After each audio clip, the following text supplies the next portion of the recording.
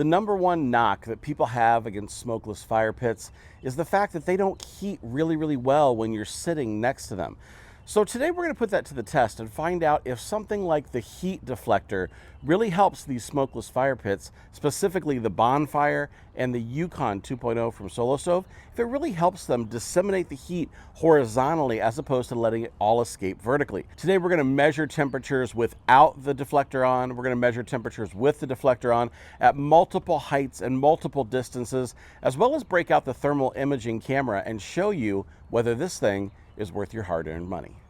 All right, we're going to show you what's in the box here. This is the deflector for the Yukon 2.0, and this is our first time opening it up, so let's show you what comes in the box. As you would expect, a very large deflector. And notice I'm wearing white gloves when I'm doing this, white cotton gloves, because I don't want to get my finger oils all over this and then put it on the fire, and then those oils change the coloration of the stainless steel. That's why I always wipe down the ring before we do our first burn on any new Solo Stove.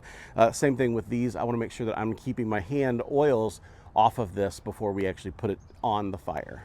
Next thing, here's a bag. We're going to go ahead and open this one up. I believe this is the legs. Yes, here are the legs themselves. 3 legs in this bag. All right, last thing that was in the box are these 3 clips that you can see here. These clips are what's going to go ahead and attach the legs to the deflector itself. So 3 legs, 3 clips, and the deflector, that's what's in the box. So if you look, you can see that there's 2 little slots, and with this, you just have to be able to slide these into the slots once it gets through, and that's how you lock the leg in. So that's what we're doing, is we're sliding this through, but that's really all there is to it to put this thing together.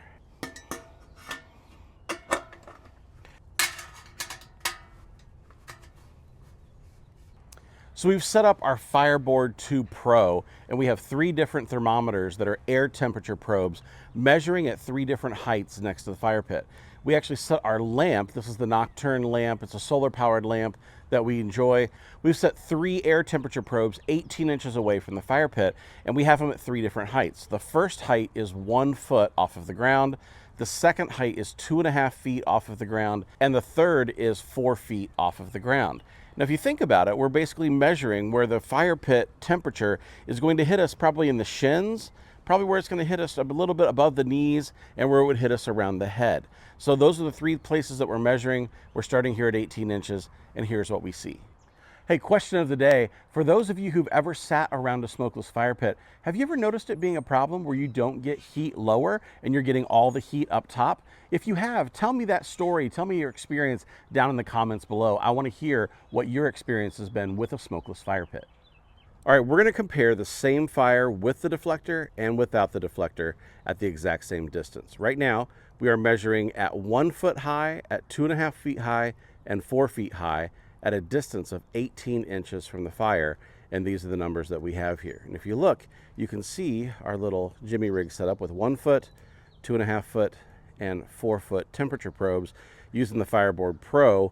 And we're gonna go ahead and take these readings here, and now we're gonna go ahead and put the deflector on and see how these readings change. Melissa's gonna brave the fire, put the deflector on, hopefully not burn herself. She's so brave doing all this testing for you. Nice job. All right, deflector is on. Let's see how that changes. We're going to go ahead and give it a minute or 2 to come up to temperature and see how that changes our data. So here we are just a couple of minutes later, and you can see our 1 foot thermometer is reading 64.3. Our middle is reading 85 or so, and our top is reading about 72.5. I've seen the middle thermometer as high as 91, 92, based on how the wind's going, but we're seeing a definitive difference in the heat at that 2.5 foot level now that we have the deflector on the fire pit. We still have the deflector on, and we've moved our thermometers back to 30 inches, and here's what we're seeing at the 30-inch mark. We've got 64.3 at the 1 foot mark, 69.2 at the 2.5 foot mark, and 69.3 or 2 at the 4 foot mark. So it's definitely balanced more out the further out you go. We were seeing definitive spikes at 18 inches or closer, but it definitely mellows out around the 30-inch mark. Let's go ahead and check it as well with the deflector off and see what that does. All right, with the deflector off, we're seeing about 64 at the 1 foot mark, 66.5 at the 2.5 foot mark, and 66.5 at the 4 foot mark. So definitely very even without the deflector on. We're seeing a definitive difference there. Hey, if you're thinking about giving the Solo Stove Deflector a purchase, we have a coupon code that you can use that will save you some money. I've got it right down here on the screen as well as in the description below. But use that if you're thinking about saving some money when you make a purchase from the Solo Stove website. Now, looking at our air temperature is all fine and good, but let's talk to a person who's actually sitting next to the fire and see what they think is the difference between the deflector and no deflector. So before we put the deflector on, I noticed my face was really, really hot, but the rest of my body wasn't necessarily feeling any heat from the fire pit. But once it, like as soon as the deflector went on, my legs, like all the way down, I'm feeling heat, and my face isn't so much on fire as it was earlier on. So I'm still getting heat on my face, but it's not, like it was almost uncomfortably hot before, and now it's a little bit more even heat from head to toe. So if I'm sitting at this distance from the fire, I would definitely prefer the deflector in place to help even out the heat distribution.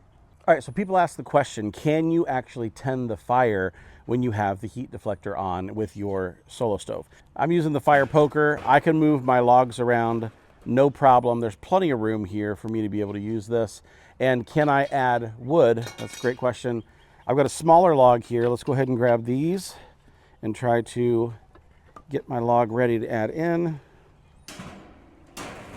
Yep, I can add those in with this, no problem. Can I add them in by hand? Yes, there's plenty of room for me to be able to add a log in. And this is large. This is, what, 15 inch split by 4-5 inches in diameter. I can take this, add it in, no problem. So can you tend the fire with a heat deflector on? I don't think that's a problem for me. I could do it with and without the Solo Stove tools, but I think that's pretty simple to manage. Another question people ask quite often is, can I use the griddle top instead of the deflector to be able to deflect the heat? We have the griddle top for our bonfire, and I've got to say that this actually deflects the heat a lot better than the griddle does for the bonfire. I'm noticing here on my knees and down, it's quite toasty at this close to the fire. When I'm using the griddle and I'm sitting this close, definitely not the same amount of heat. So the deflector seems to work much better for deflecting the heat than the griddle top does, in my opinion. Also, something to mention is the cast iron is really designed to absorb the heat rather than deflect it. So you're absorbing that heat into the cast iron as opposed to this, which is just pushing it outwards. So one of the two major differences that I've noticed there. I have heard of people who have the cooking system and they have the hub for the cooking system where they'll take the deflector, they'll take the legs off the deflector, and they'll just set the deflector right on top of the cooking system hub. And you could use that, but what I find is I like the legs better because they're just giving you a wider base to be able to stand on top of the fire pit, and that wider base is giving you more stability. We have also gotten the question whether the heat deflector is something that you have to worry about blowing off of your fire pit. We usually have 15 to 20 mile an hour winds here in Indiana, and we have yet to see this even tip like it's going to head off of this fire pit. If I was just putting it on top of the cooking system hub, I might worry about it a little bit more because there's nothing that's actually giving it that wider base. But on this, we have yet to see the wind have any kind of an effect, and we've seen probably 20+ mile an hour winds. Now, if you're in a 50 mile an hour wind zone, I'm going to ask why you have a fire going in your fire pit anyway. At the wind speeds that I think it's safe to actually have a fire in the backyard, I don't think this blowing off is an issue. Okay, so all the extra accessories you get for your fire pit can sometimes cause their own problems, specifically for storage. I know every time David wants to get something else, my first question is, where are we going to put it? I highly recommend the carrying bag that Solo Stove sells for the deflectors. When you store it in a bag, you do have to remove the legs, so that is a downside. You have to take the legs out, but I don't know where you would put it anyway with it fully assembled.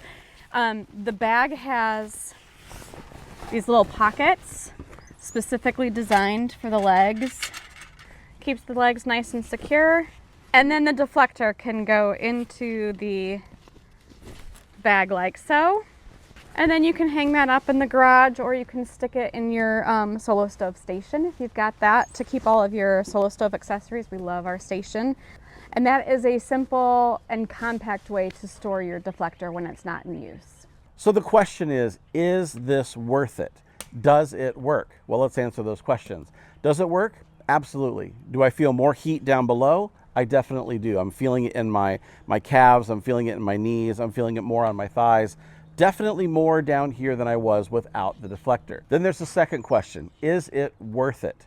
Well, it's worth it if you want to have more heat from about the 2.5 foot area down. If you want more heat on your feet, on your legs, on your shins, on your thighs, all of that, this definitely gives you more heat on that. So is it worth it to you? Is the purchase price valuable for you? I think you have to answer that yourself. But if you're considering one of these and you want to save some money, we've got a coupon code that you can use down in the description below to save yourself some money on a deflector for your solo stove. Now, it's good on any solo stove product, so you can use that code whenever you'd like. But we like this here. We're going to keep on using it. I'm David from the Barbecue Lab. Thanks for joining us. We'll see you next time.